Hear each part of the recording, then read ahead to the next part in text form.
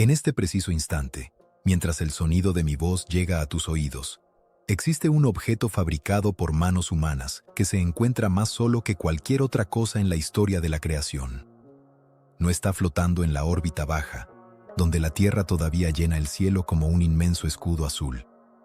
No está en la superficie de Marte, donde el sol todavía calienta la roca al mediodía. Está en el abismo profundo, en la garganta negra del espacio interestelar, sumergido en una oscuridad tan absoluta y un silencio tan perfecto que desafía la capacidad de la mente para comprenderlo. Su nombre es Voyager 1, y junto a su hermana gemela, la Voyager 2, que viaja en una trayectoria diferente pero igualmente solitaria, se ha convertido en el primer emisario de la humanidad en cruzar el umbral de lo desconocido. Pero este no es un documental sobre su lanzamiento.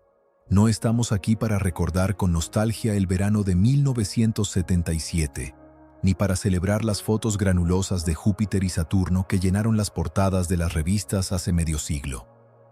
Esas hazañas pertenecen a los libros de historia. Nosotros estamos aquí para hablar del futuro. Estamos aquí para trazar la línea de tiempo que comienza hoy y se extiende hacia una eternidad fría. Estamos aquí para narrar la segunda vida de estas máquinas, una existencia que no se medirá en años ni en décadas, sino en eras geológicas. Porque el viaje de las Voyager apenas ha comenzado. Lo que han recorrido hasta ahora, esos miles de millones de kilómetros que nos parecen una distancia infinita, es solo el primer paso, el equivalente cósmico de salir del portal de casa y poner un pie en la acera. El camino real, el camino de los 90.000 años, se extiende ante ellas, vacío, helado y terriblemente silencioso. Para entender la magnitud de lo que estamos a punto de narrar, primero debemos calibrar nuestra percepción de la distancia. Los números astronómicos suelen ser anestésicos. Son tan grandes que el cerebro humano los archiva como mucho y deja de procesarlos. Así que intentemos sentirlo. La Voyager 1 se encuentra, al momento de esta narración, a más de 24.000 millones de kilómetros de la Tierra. Esa cifra es estéril. Pongámoslo en términos de luz. La luz, que es la mensajera más rápida del universo, capaz de dar 7 vueltas a la Tierra en un solo segundo, tarda más de 22 horas y media en llegar desde la sonda hasta nosotros. Imagina que eres un controlador de misión en el laboratorio de propulsión a chorro de la NASA en California. Te sientas ante tu consola y envías un comando de radio, una simple instrucción para que la nave encienda un calentador o ajuste su antena. Presionas Enter. Y luego esperas. Esperas el resto del día. Te vas a casa, duermes, desayunas, vuelves al trabajo al día siguiente, trabajas casi toda la jornada y solo entonces, 45 horas después de haber pulsado la tecla, llega la confirmación de que la máquina te ha escuchado. Ese retraso, ese lag existencial de casi 2 días completos, es la medida física de nuestra soledad. Y cada día que pasa, ese silencio se estira. Cada día, la nave añade 3 o 4 segundos luz más a la brecha, alejándose inexorablemente hacia la noche perpetua. Físicamente, los protagonistas de nuestra historia son sorprendentemente frágiles. Si pudieras teletransportarte ahora mismo a su lado y encender una linterna en el vacío, verías una estructura que parece un insecto metálico gigante y desgarbado. Pesa menos de 1 tonelada, 722 kilogramos de aluminio, titanio, berilio y cableado de cobre. Está dominada por una gran antena parabólica blanca de 3 metros y 70 centímetros de diámetro, que siempre, obsesivamente, apunta hacia el punto brillante y lejano que es la Tierra. Tiene 3 brazos extendidos que le dan su forma asimétrica característica. Uno sostiene los instrumentos científicos que huelen y tastan el plasma galáctico. Otro aleja los magnetómetros sensibles para que no lean la propia interferencia eléctrica de la nave. Y el tercero sostiene el corazón caliente de la máquina. Los generadores termoeléctricos de radioisótopos, 3 cilindros negros llenos de plutonio 238, que irradian el calor de la desintegración nuclear para mantener a la sonda viva en el frío absoluto. Es una tecnología de la era del disco de vinilo y la cinta magnética. Sus ordenadores de a bordo tienen menos capacidad de procesamiento que la llave electrónica de un automóvil moderno o que una tarjeta de felicitación musical. Sus cámaras de televisión, hace tiempo apagadas para ahorrar energía, usaban tubos de vidicón primitivos. Y sin embargo, estas reliquias tecnológicas han sobrevivido a sus creadores. La mayoría de los ingenieros que apretaron los tornillos y soldaron los circuitos en 1977 ya han fallecido. Las naves son huérfanas. Vuelan pilotadas por fantasmas, siguiendo instrucciones programadas hace décadas, obedeciendo las leyes de la física newtoniana con una fidelidad ciega. Lo que impulsa este viaje de 90.000 años no es el combustible. Los tanques de propulsión química se agotaron hace mucho tiempo, usándose solo para pequeñas correcciones de orientación. Lo que las mueve es la inercia, la primera ley de Newton, elevada a su máxima expresión. Viajan balísticamente. Han robado energía gravitatoria a Júpiter y Saturno en un juego de billar cósmico magistral, ganando velocidad con cada sobrevuelo, y ahora conservan ese impulso para siempre.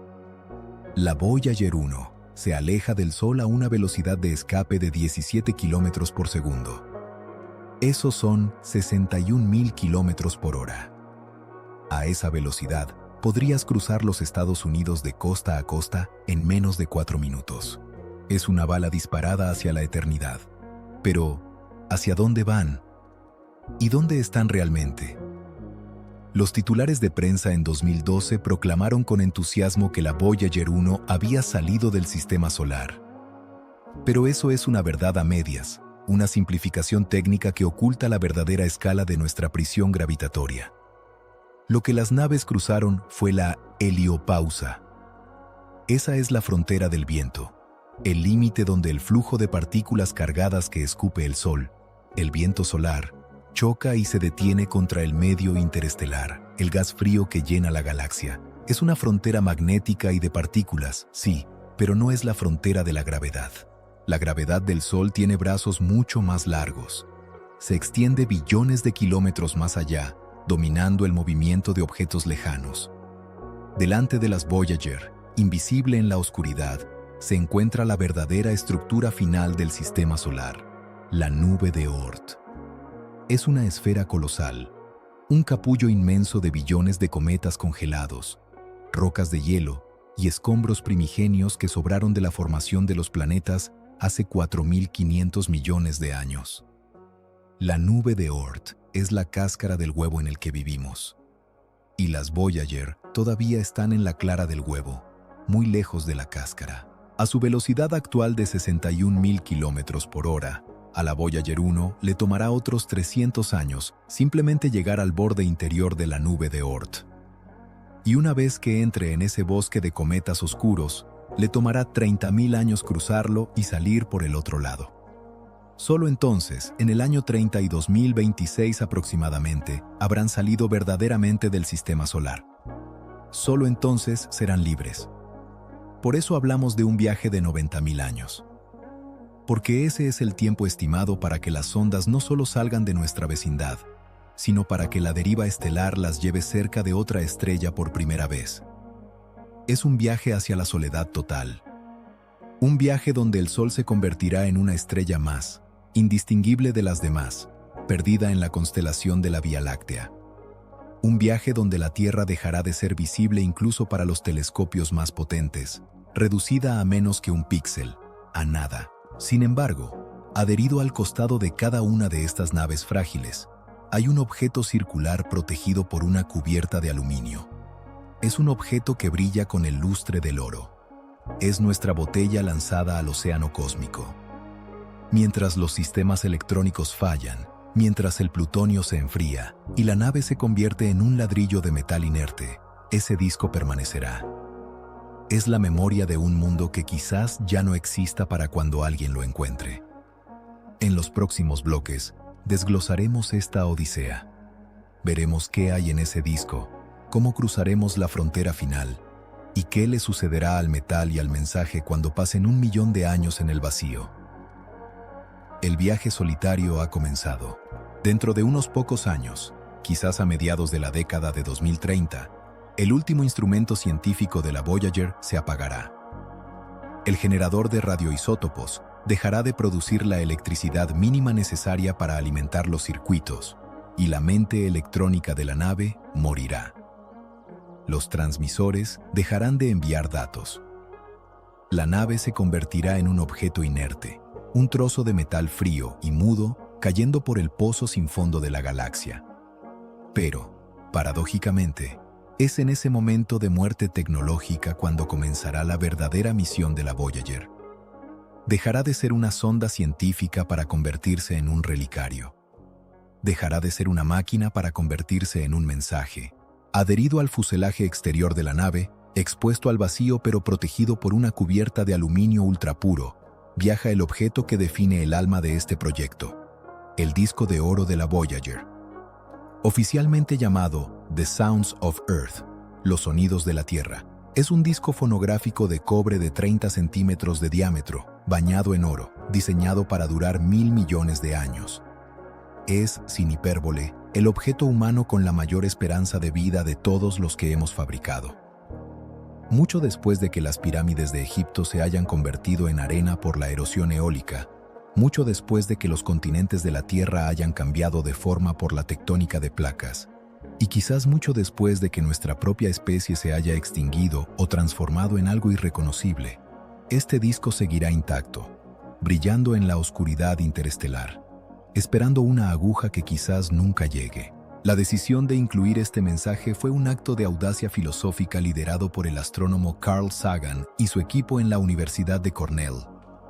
Sabían que la probabilidad de que la nave fuera encontrada por una civilización extraterrestre era infinitesimalmente pequeña, casi nula. El espacio es demasiado vasto y la nave es demasiado pequeña. Pero Sagan entendió que el verdadero destinatario del mensaje no eran necesariamente los alienígenas. Éramos nosotros. El disco era un espejo. Era un intento de resumir qué significa ser humano, qué significa estar vivo en este pequeño planeta azul, y enviarlo como un acto de esperanza contra la entropía.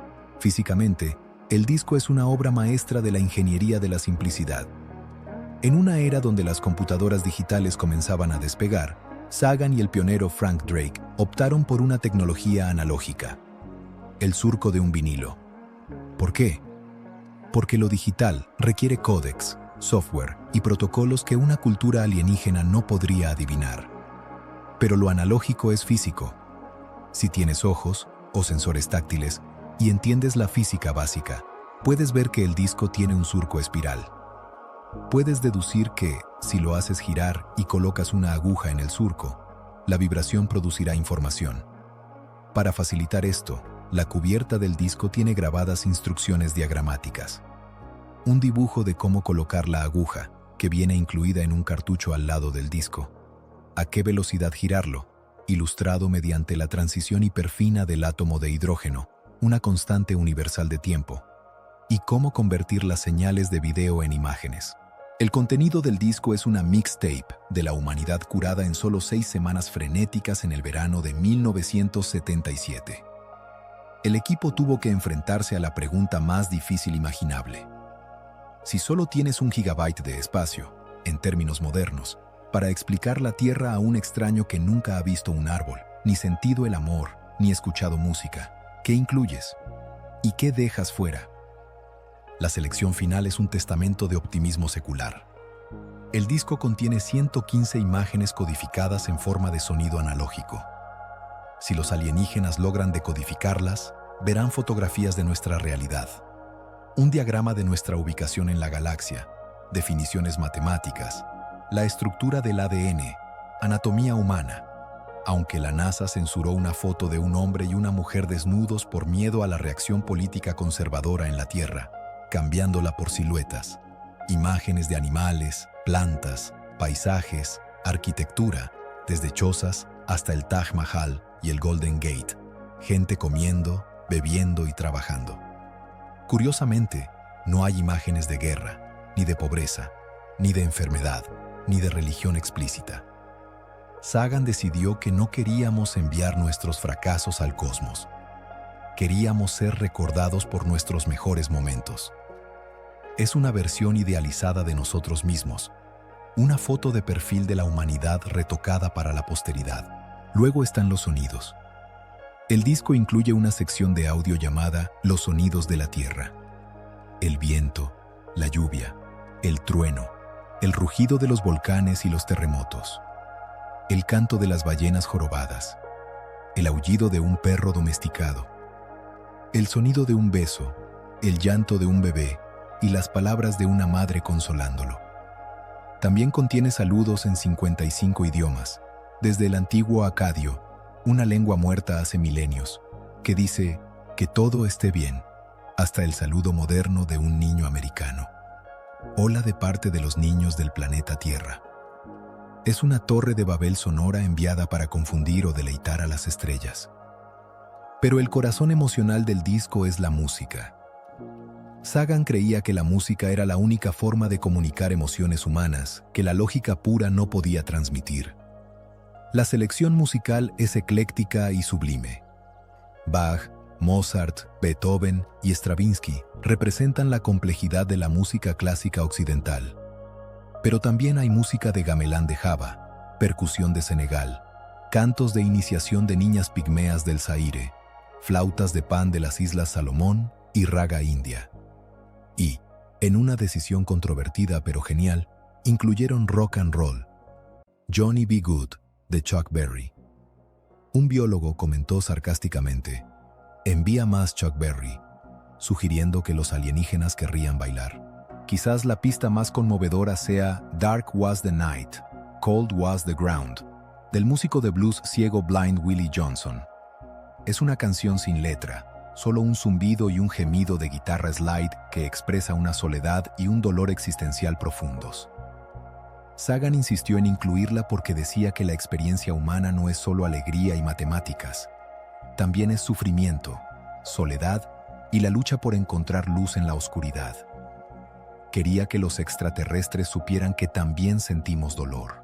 Hay un secreto final grabado en el disco, algo íntimo y casi mágico. En la sección de datos hay una grabación de las ondas cerebrales, EEG, de Ann Druyan, la directora creativa del proyecto y futura esposa de Sagan.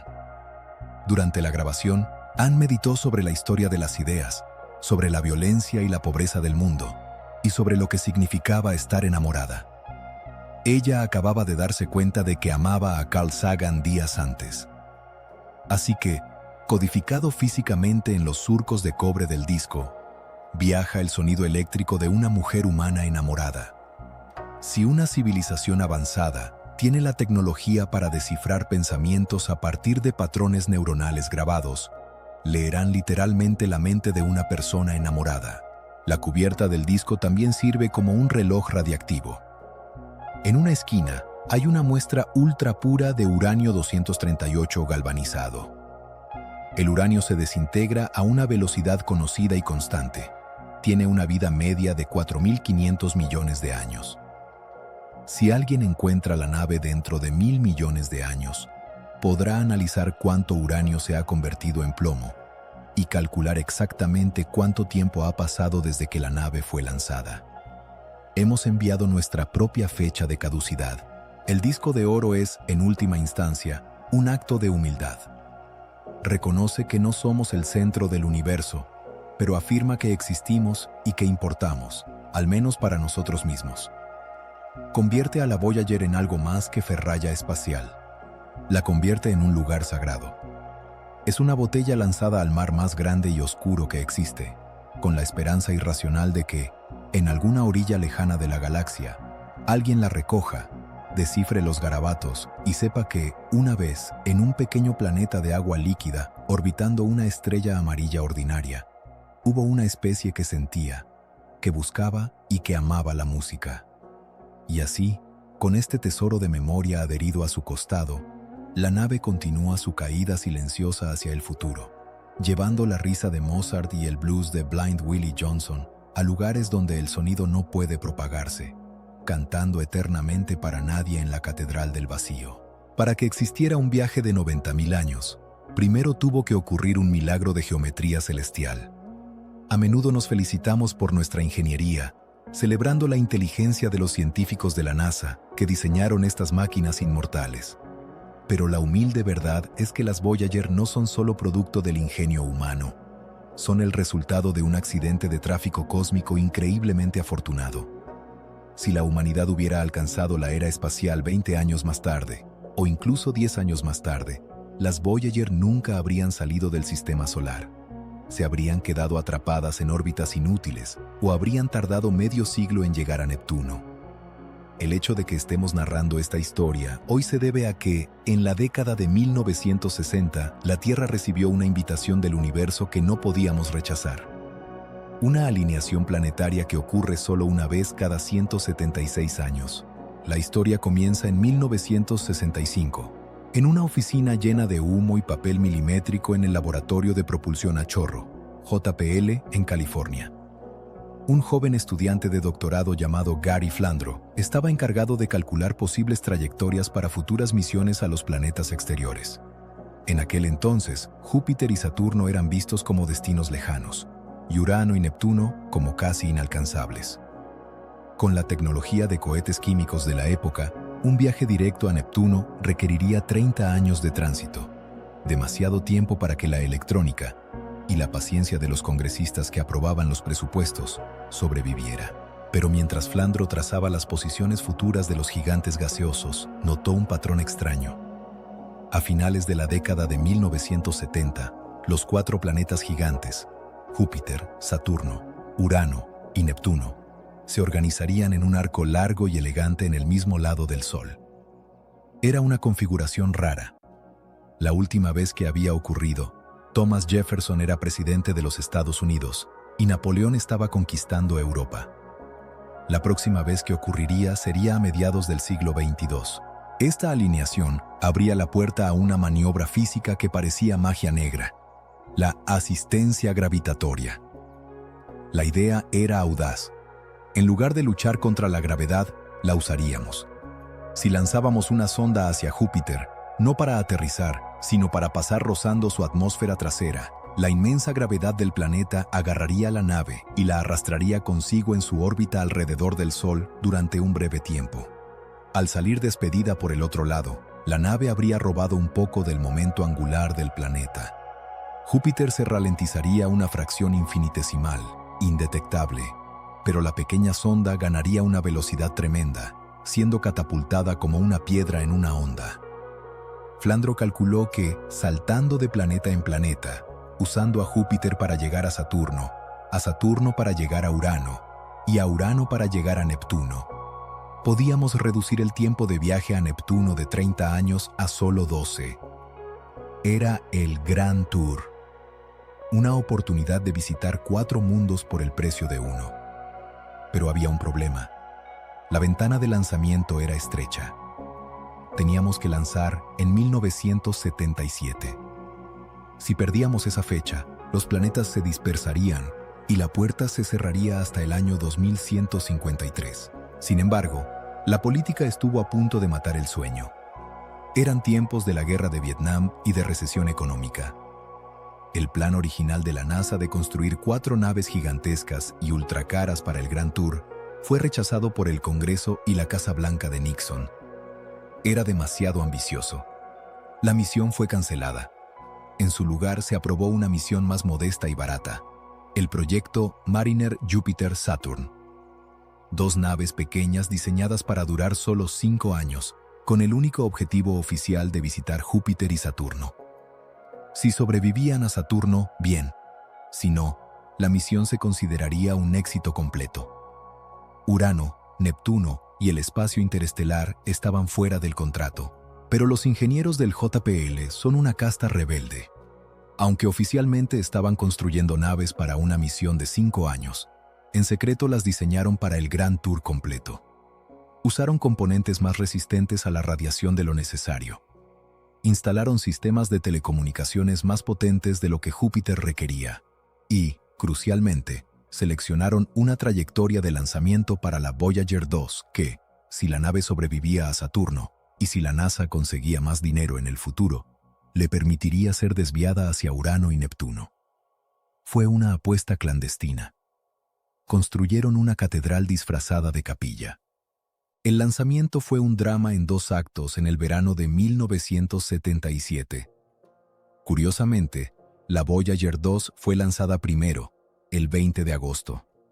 Su trayectoria era más lenta y curvada, la vía lenta, diseñada para visitar los 4 planetas si todo salía bien. La Voyager 1 fue lanzada 16 días después, el 5 de septiembre, en una trayectoria de vía rápida.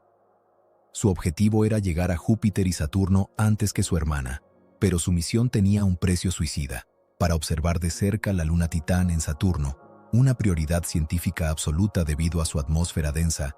La Voyager 1 tendría que ser desviada hacia arriba, fuera del plano de los planetas.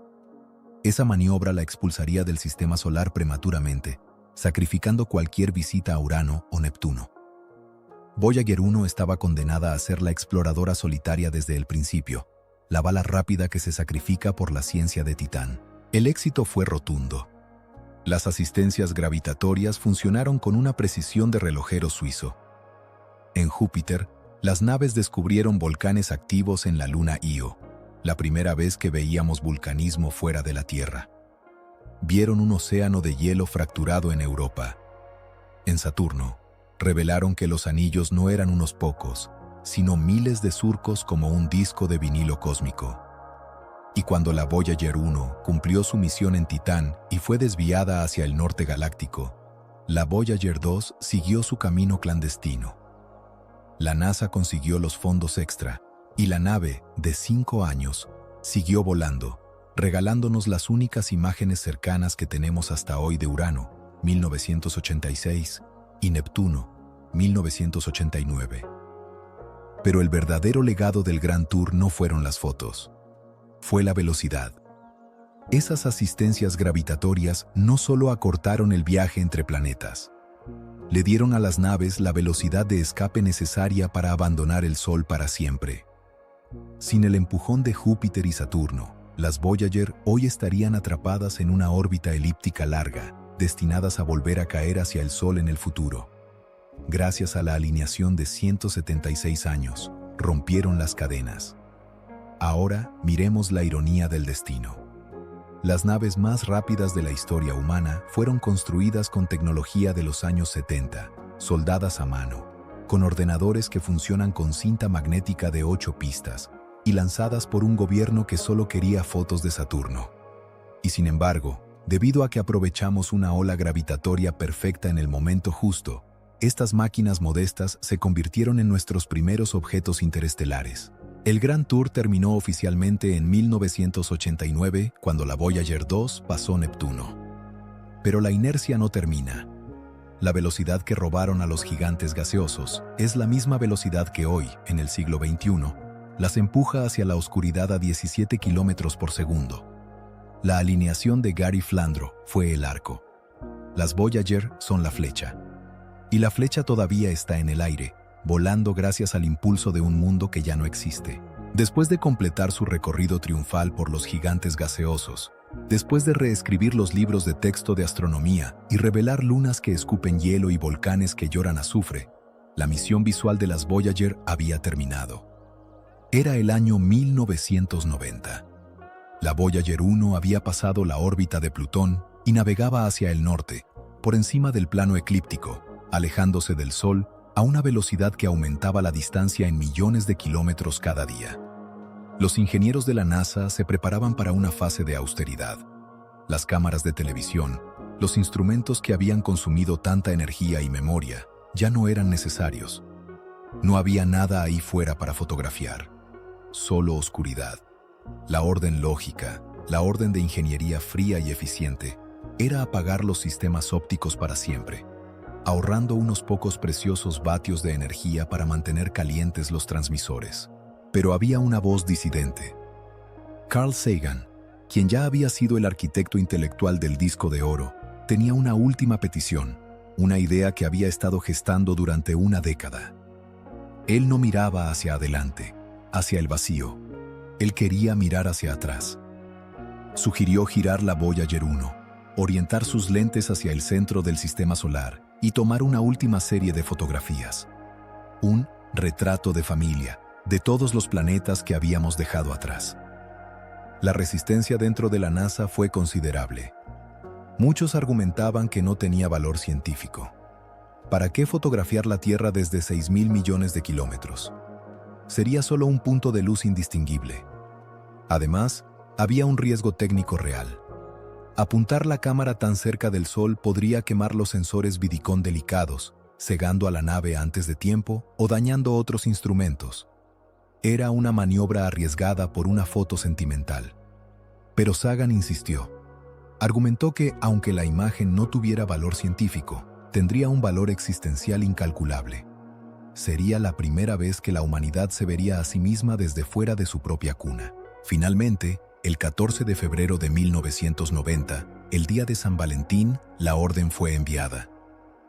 La Voyager 1, obediente como siempre, realizó la maniobra.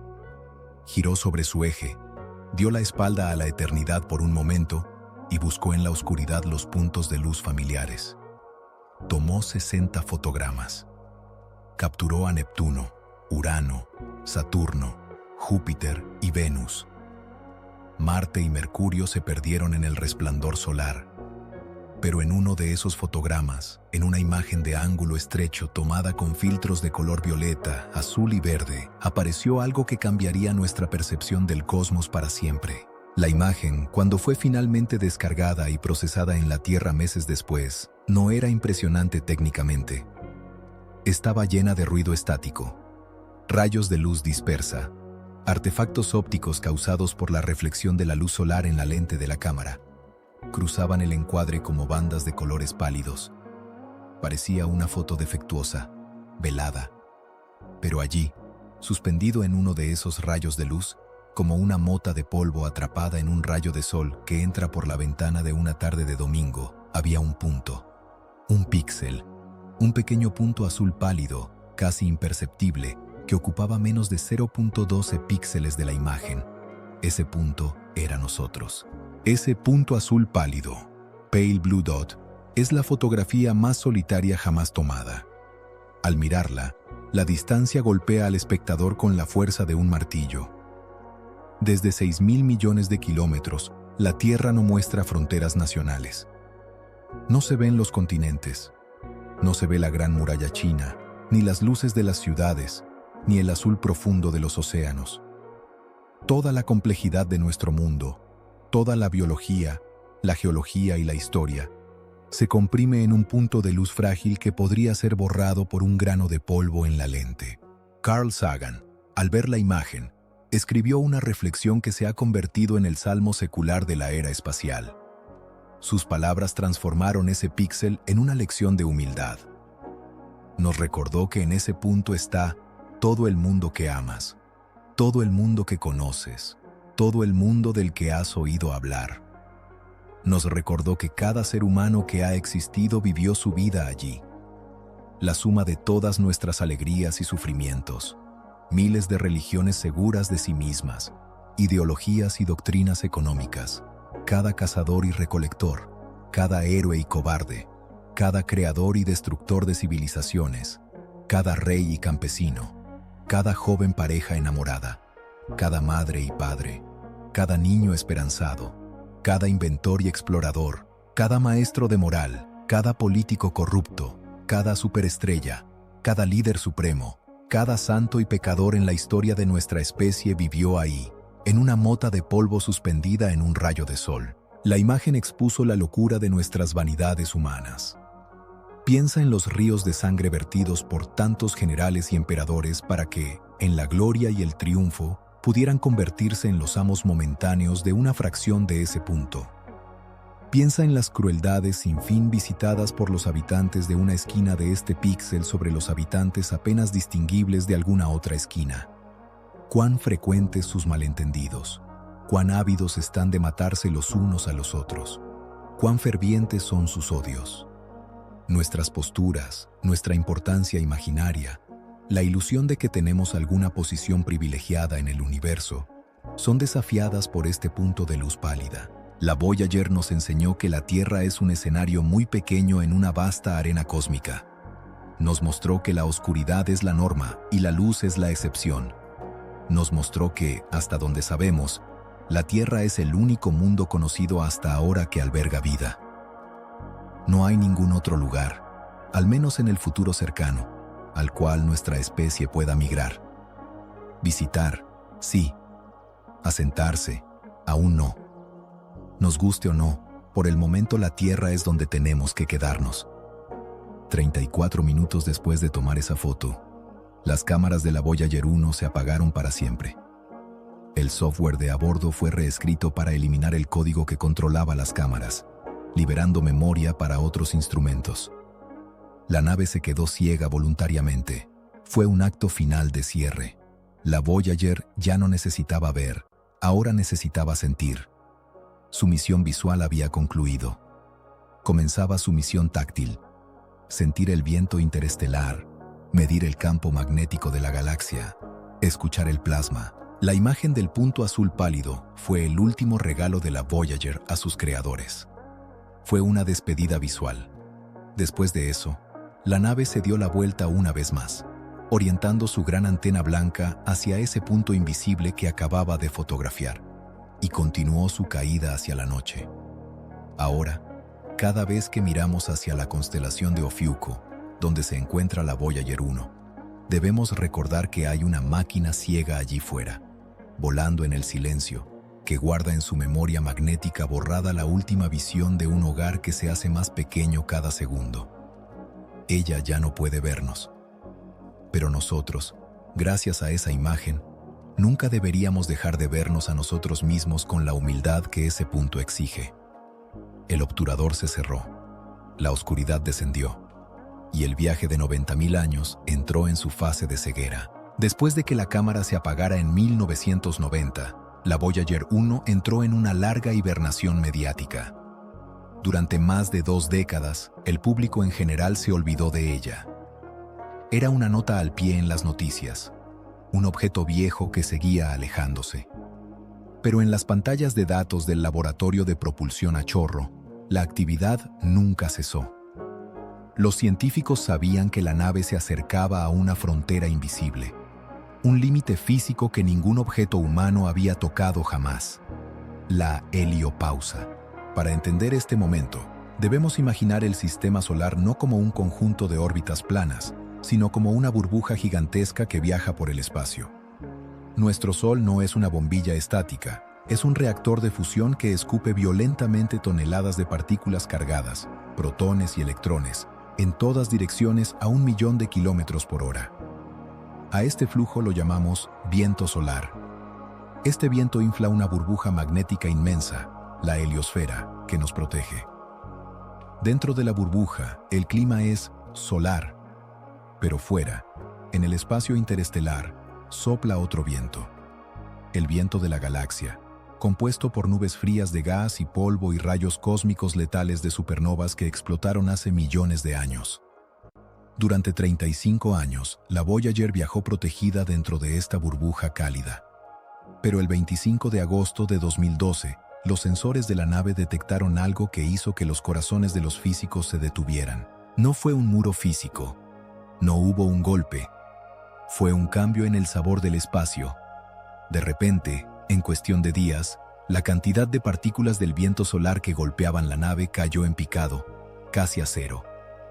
El viento que había empujado sus espaldas desde la Tierra desapareció. Simultáneamente, la intensidad de los rayos cósmicos, partículas de alta energía que vienen de fuera, se disparó dramáticamente. Era como si alguien hubiera abierto la puerta de una casa caldeada en invierno y hubiera entrado la ventisca helada de la calle. La Voyager 1 había salido. Había cruzado el umbral.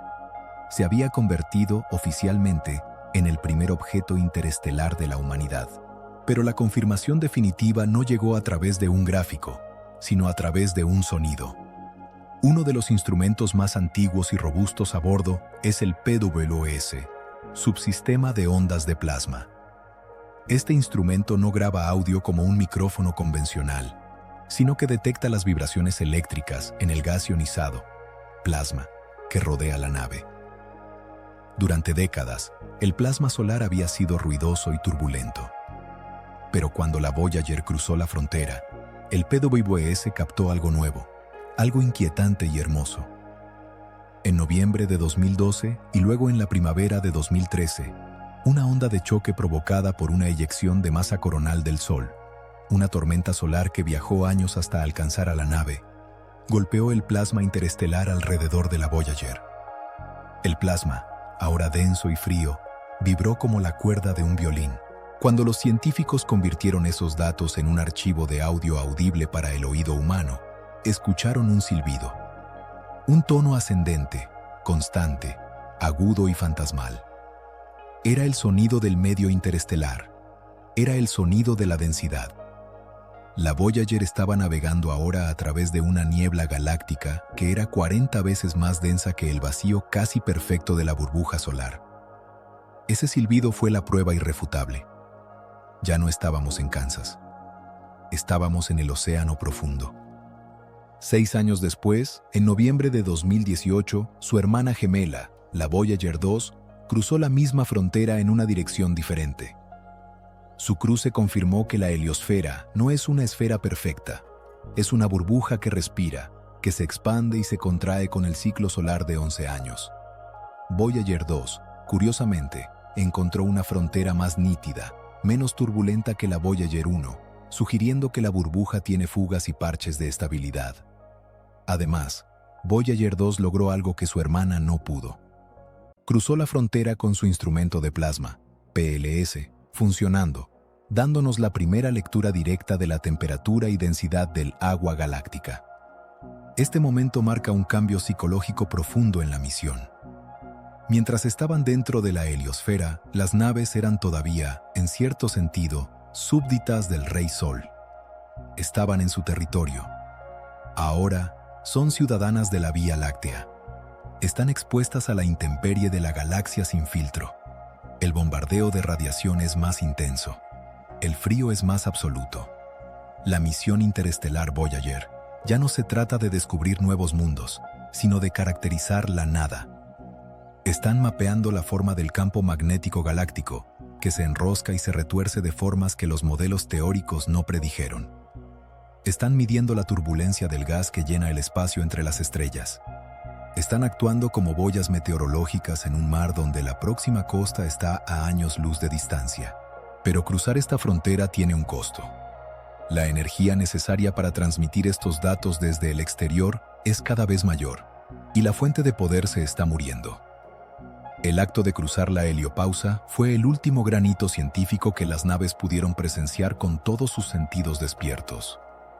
Ahora, el frío empieza a ganar la batalla.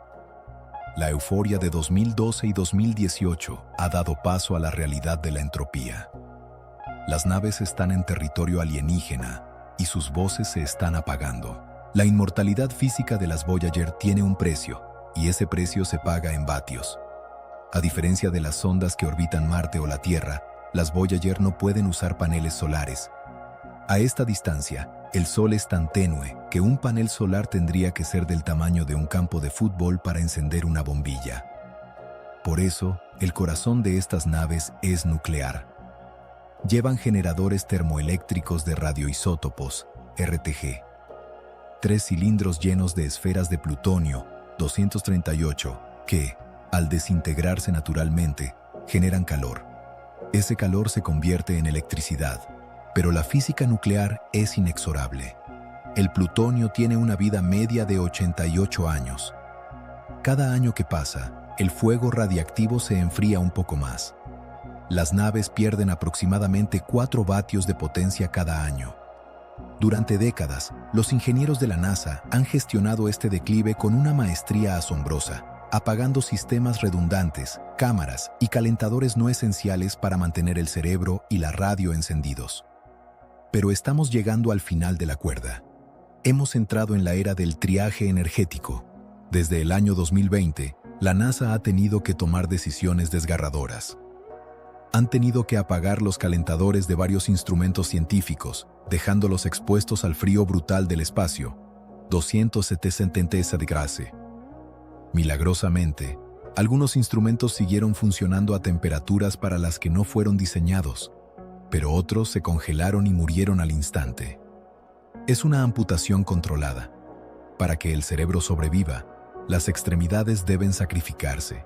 Entre 2025 y 2030, comenzará el acto final. La potencia caerá por debajo del umbral crítico necesario para mantener los instrumentos científicos activos. Uno por uno, los magnetómetros, los detectores de rayos cósmicos y los sensores de plasma serán apagados para siempre. La nave dejará de sentir, dejará de oler el espacio. Se volverá ciega, sorda y muda a su entorno. Toda la energía restante se canalizará hacia un único propósito: mantener caliente la línea de combustible, para que la hidracina no se congele y la antena pueda seguir apuntando a la Tierra y alimentar el transmisor de radio. Alrededor del año 2035, quizás un poco antes, quizás un poco después, dependiendo de la suerte y la degradación de los termopares, llegará el día del silencio. Será un día normal en la Tierra. Los controladores de la Red de Espacio Profundo, DSN, en Canberra, Madrid o Goldstone, enviarán su rutina habitual de ping para comprobar el estado de salud de la Voyager 1. La señal tardará casi un día en llegar. La nave, si todavía tiene un hilo de conciencia electrónica, intentará responder. Pero sus amplificadores ya no tendrán la fuerza para empujar la señal de vuelta a través de los 25.000 millones de kilómetros de vacío. O quizás, el ordenador de a bordo, al detectar que el voltaje ha caído por debajo de 24 voltios, ejecutará su última instrucción programada: el Safing Mode, modo seguro. Apagará todo para intentar recargar las baterías. Pero no hay nada que recargar. En las pantallas de la Tierra, la línea verde de telemetría se volverá plana. El ruido de fondo estático del universo ahogará el susurro artificial que hemos escuchado durante casi 60 años. No habrá una explosión. No habrá un drama final. La Voyager simplemente dejará de hablar. La misión Voyager, como entidad financiada por la NASA, terminará. Los ingenieros apagarán las consolas, guardarán los manuales de vuelo en un archivo histórico y apagarán las luces de la sala de control. Sin embargo, en el vacío, la nave no se detiene. La muerte electrónica no afecta a la primera ley de Newton. La masa de la nave sigue intacta. Su velocidad de 17 kilómetros por segundo no cambia ni 1 milímetro por segundo. La Voyager 1 sigue volando, con la misma determinación, con la misma orientación, solo que ahora lo hace en silencio. Ha dejado de ser una máquina activa para convertirse en un artefacto arqueológico en movimiento. Este es el momento en que la narrativa cambia. Hasta ahora, la historia de la Voyager era una conversación entre la Tierra y la nave. A partir de 2035, se convierte en un monólogo. La nave entra en el reino del tiempo profundo. Ya no importa si en la Tierra hay guerras, pandemias o si descubrimos la fusión nuclear. La nave ya no lo sabe. Se ha desconectado de la historia humana para entrar en la historia galáctica. El último ping será el punto final de nuestro capítulo. Pero para la Voyager es solo el prólogo. Delante de ella se abre el abismo de los siglos, donde el único enemigo ya no es la falta de energía, sino el frío absoluto y la erosión del tiempo. En la Tierra, cuando una máquina muere, comienza a descomponerse de inmediato. Un coche abandonado en un campo se oxida. La humedad ataca el metal, las bacterias comen los asientos de cuero, la vegetación lo estrangula. En una década, es chatarra. En un siglo, es polvo. Pero en el espacio interestelar, las reglas de la ruina son diferentes. Cuando el último electrón deje de fluir por los circuitos de la Voyager alrededor de 2035, la nave no se pudrirá. De hecho, entrará en un estado de preservación tan perfecto que haría llorar de envidia a los embalsamadores de los faraones egipcios. Sin embargo, antes de congelarse por completo, la Voyager pasará por una fase fantasmal que durará varios siglos. Será un cadáver caliente. Aunque el convertidor de electricidad haya fallado o se haya apagado, la fuente de energía, los 3 generadores de radioisótopos, RTG, no puede apagarse. La física nuclear no tiene un interruptor de off. Las esferas de plutonio 238 en el interior de los cilindros negros seguirán desintegrándose, escupiendo partículas alfa y generando calor, independientemente de si hay alguien escuchando o no. Durante los primeros 100 o 200 años después del silencio, la Voyager brillará en la oscuridad, no en luz visible, sino en el espectro infrarrojo. Si una criatura con visión térmica pasara cerca, vería la nave como una brasa roja y tenue flotando en la negrura. El calor se conducirá lentamente a través del esqueleto de aluminio, manteniendo el núcleo de la nave a una temperatura ligeramente superior al cero absoluto del entorno. Será como un animal hibernando que respira muy, muy despacio, pero la entropía siempre gana. A medida que el plutonio envejezca, recordemos su vida media de 88 años, la producción de calor decaerá exponencialmente. El frío del espacio, que ronda los 3 grados Kelvin, menos 270 grados Celsius, comenzará a invadir la estructura centímetro a centímetro. Lo primero que sucumbirá será el sistema de propulsión. Los tanques de hidracina, el combustible líquido que la nave usó para orientar su antena hacia la Tierra durante 50 años, se congelarán. El líquido se convertirá en un hielo sólido y rosado dentro de las esferas de titanio. A medida que se congele, el hielo podría expandirse o contraerse, quizás rompiendo las tuberías internas, pero nadie lo sabrá. Sin los chorros de gas para estabilizarla, la nave perderá su orientación fija. Ya no apuntará a la Tierra. Comenzará a rotar muy lentamente, girando sobre sus ejes en un movimiento de caída libre, mostrando sus instrumentos ciegos a todas las estrellas de la galaxia por turno. Luego, el frío atacará la estructura mecánica. Los metales, sometidos a un enfriamiento extremo, se contraerán. Habrá crujidos audibles en el silencio. Los tornillos se apretarán. Las soldaduras gemirán bajo la tensión térmica. Los lubricantes en los engranajes de la plataforma de escaneo, donde estaban las cámaras, se solidificarán, convirtiéndose en un pegamento duro como la roca. La nave se quedará rígida, se convertirá en una estatua. Pero aquí está la maravilla. No habrá óxido, no hay oxígeno para corroer el aluminio, no hay agua para oxidar el cobre, no hay viento para erosionar la pintura. Si pudiéramos iluminar la Voyager 1 con un foco potente dentro de 500 años o dentro de 10.000 años, se vería casi exactamente igual que el día en que salió de la fábrica en California. La bandera americana pintada en el costado seguirá teniendo los colores rojo, blanco y azul brillantes. La cubierta dorada del disco seguirá reluciendo sin una mancha. Los cables dorados de aislamiento térmico seguirán envueltos alrededor del cuerpo principal. Será un monumento prístino, una cápsula del tiempo perfecta. Mientras que en la Tierra, los monumentos de piedra que construimos para recordar la misión se erosionarán por la lluvia ácida y el tiempo. La máquina real, la que está en el vacío, permanecerá inmaculada. La única diferencia será su temperatura. Con el paso de los milenios, el plutonio finalmente se enfriará. La nave alcanzará el equilibrio térmico con el universo. Se convertirá en un objeto a 270 grados. Un fantasma de metal congelado, girando lentamente, alejándose para siempre de la estrella que le dio calor y vida. Y así, convertida en un lingote de tecnología helada, la Voyager se enfrentará a su siguiente desafío. El medio interestelar no está completamente vacío. Hay polvo, y a 60.000 kilómetros por hora, el polvo es una lija. Los siglos pasan. En la Tierra, el año 2100 llega y se va. Luego el 2200. Las civilizaciones cambian, las fronteras se redibujan, el nivel del mar sube y baja. Pero para las Voyager, el tiempo se ha aplanado. Ya no hay eventos, solo trayectoria.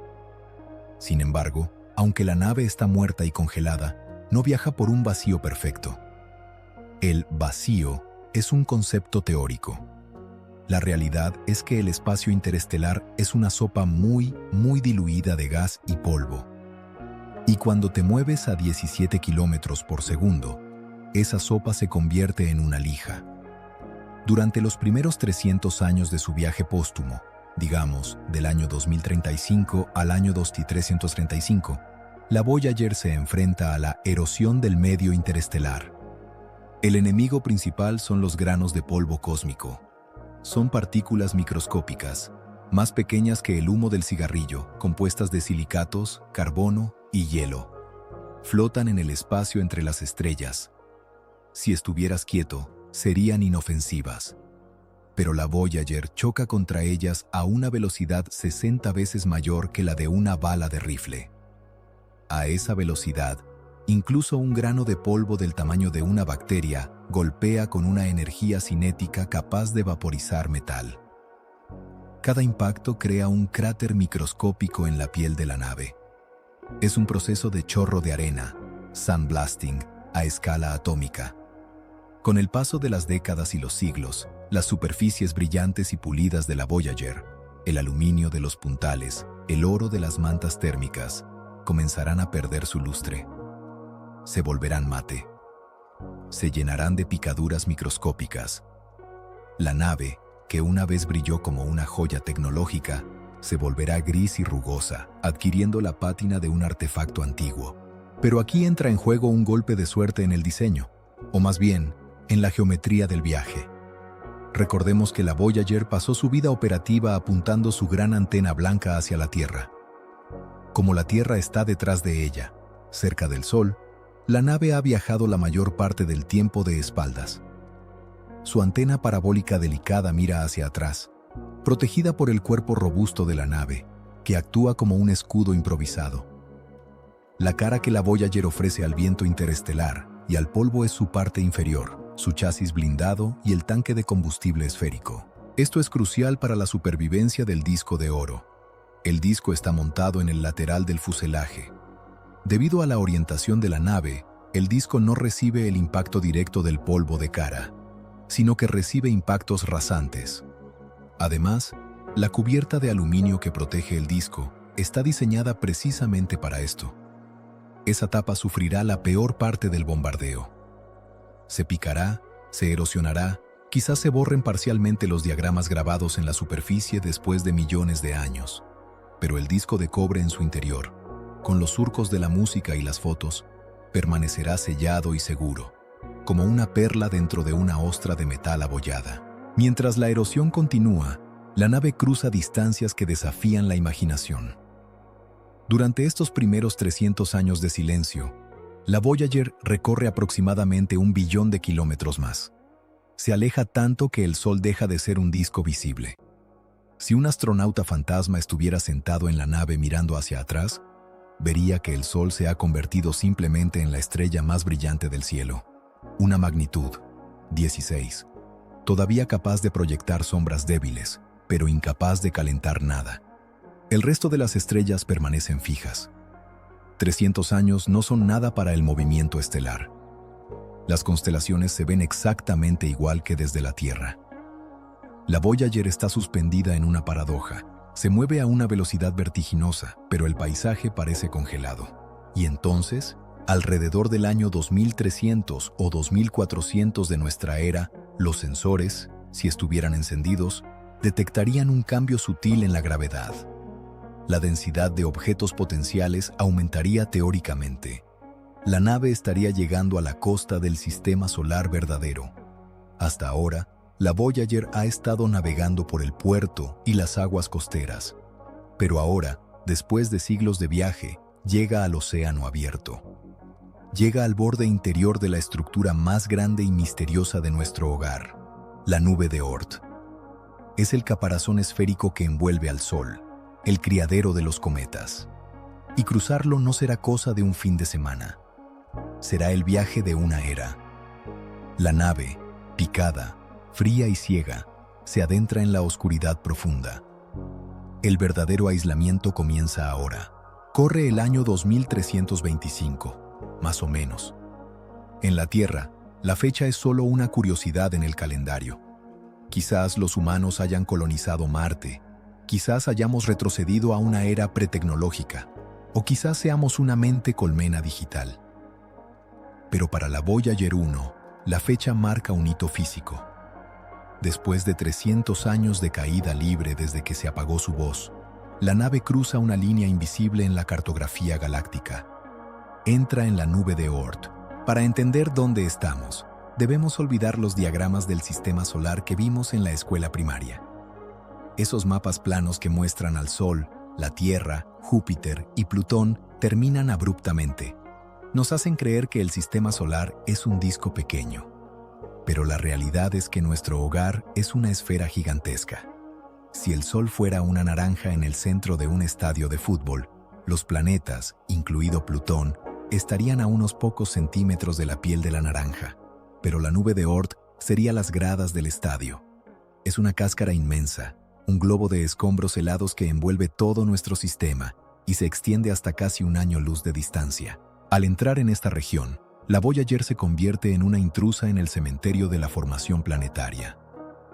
Aquí residen billones, literalmente billones, de cometas. Son los ladrillos que sobraron de la construcción de los planetas hace 4.500 millones de años. Fueron expulsados violentamente por la gravedad de Júpiter y Saturno en la juventud del sistema solar y quedaron atrapados aquí, en este exilio congelado, orbitando al Sol en trayectorias tan lentas que un solo año para ellos dura millones de años terrestres. La cultura popular y las películas de ciencia ficción nos han enseñado a temer los campos de asteroides. Imaginamos a la Voyager esquivando rocas gigantes, girando y maniobrando para evitar colisiones. Pero la nube de Oort no es un campo de minas. Es un vacío fantasmal.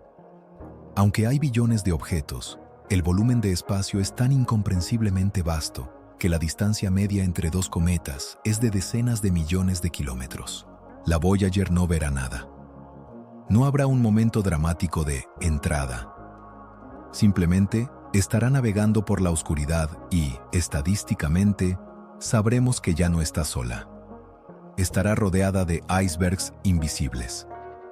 Estos objetos no se parecen a los cometas que vemos en el cielo de la Tierra. No tienen colas brillantes, no emiten gas. A esta distancia, el Sol es demasiado débil para calentarlos. Son rocas de hielo sucio, metano congelado, amoníaco y polvo, negras como el carbón, flotando en el cero absoluto. Son montañas dormidas. Si la Voyager pasara cerca de una probabilidad de 1 entre 1 billón, sus sensores muertos no lo registrarían. Pero si pudiéramos verlo, sería una visión aterradora.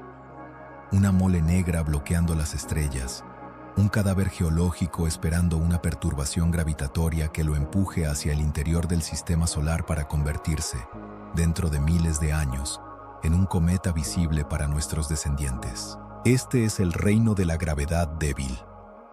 La atracción del Sol aquí es un susurro, apenas suficiente para evitar que estos objetos se vayan a la deriva hacia otras estrellas. La Voyager está subiendo la pendiente final del pozo gravitatorio. Está luchando contra los últimos dedos fantasmales del Sol que intentan frenarla. Pero su velocidad es suficiente. La nave tiene velocidad de escape hiperbólica. No va a volver. Va a cruzar la cáscara. Sin embargo, la escala de la nube de Oort es la verdadera pesadilla de este viaje. No es una frontera que se cruza en un día, ni en un año. Es un océano de anchura casi infinita para una nave humana. La Voyager 1 tardará aproximadamente 30.000 años en atravesar esta nube. Piénsalo un momento. 30.000 años.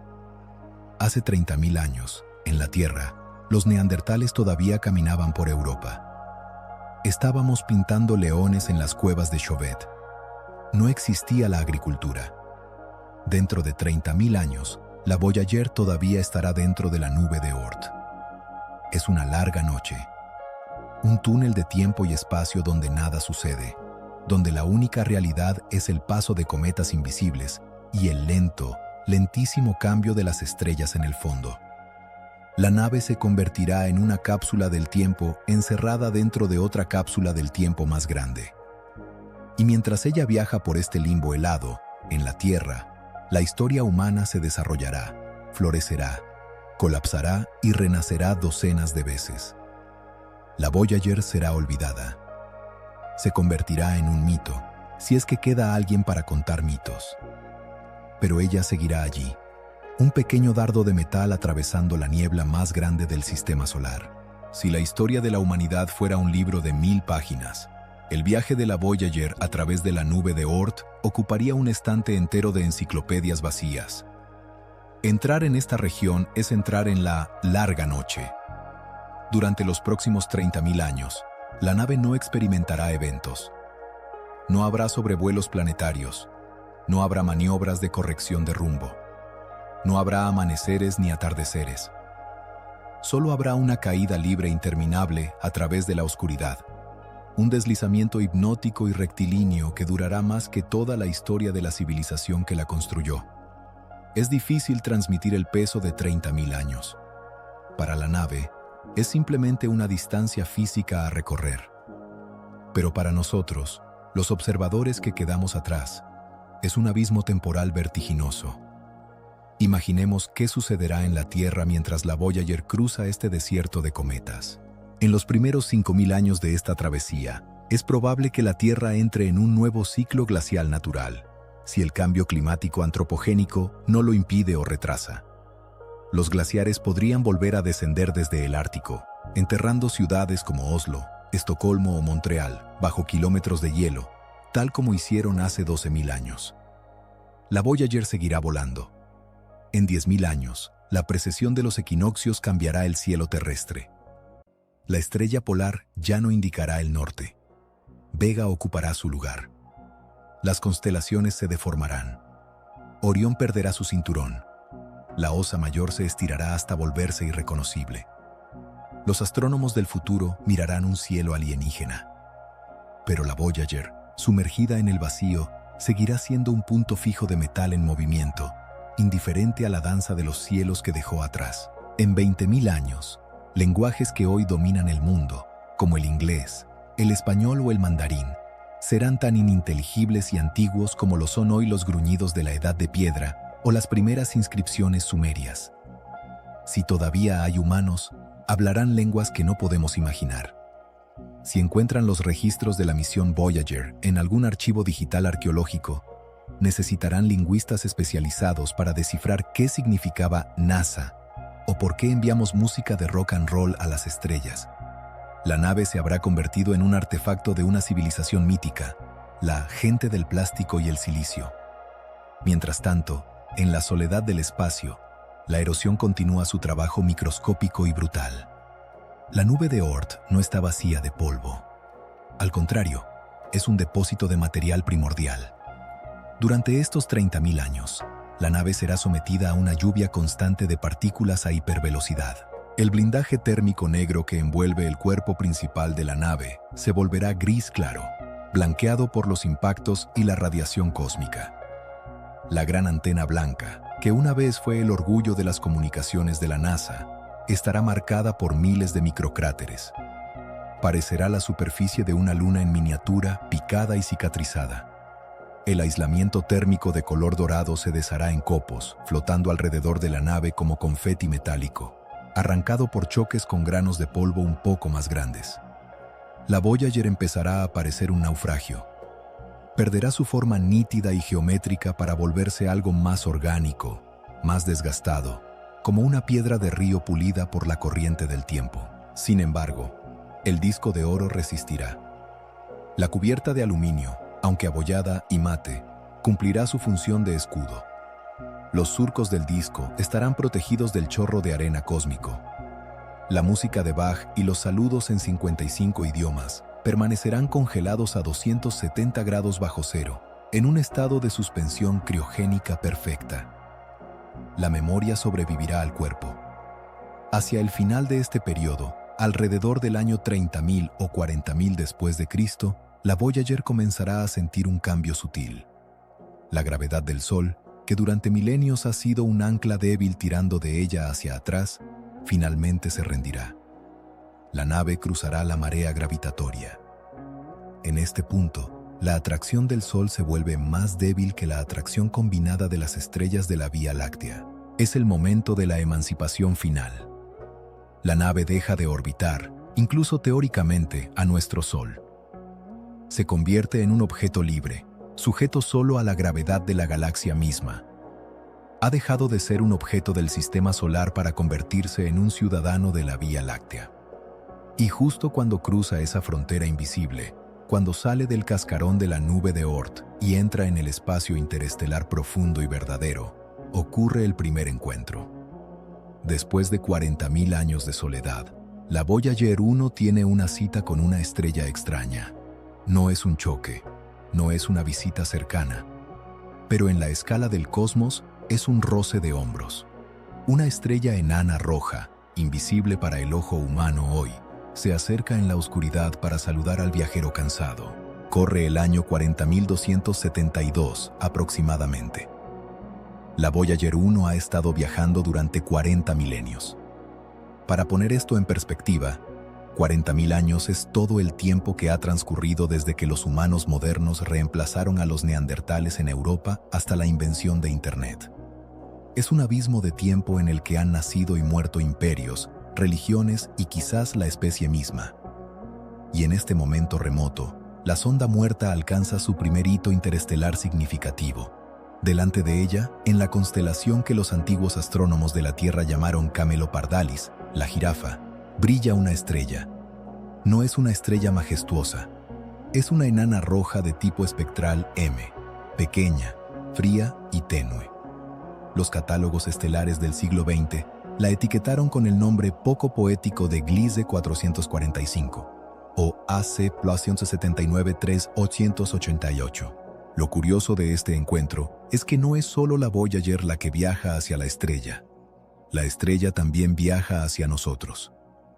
Gliese 445 es una viajera rápida, moviéndose a través de la galaxia a unos 120 kilómetros por segundo, acercándose al sistema solar. Las trayectorias de la sonda y la estrella se cruzan en este punto del tiempo y el espacio. Es como dos barcos que pasan en la noche en medio de un océano inmenso. Sin embargo, debemos redefinir la palabra cerca. En el espacio interestelar, la cercanía es un concepto relativo y cruel. En su punto de máxima aproximación, la Voyager 1 pasará a 1.6 años luz de Gliese 445. Para un humano, 1.6 años luz es una distancia absurda. Son unos 15 billones de kilómetros. Es 300.000 veces la distancia de la Tierra a Marte.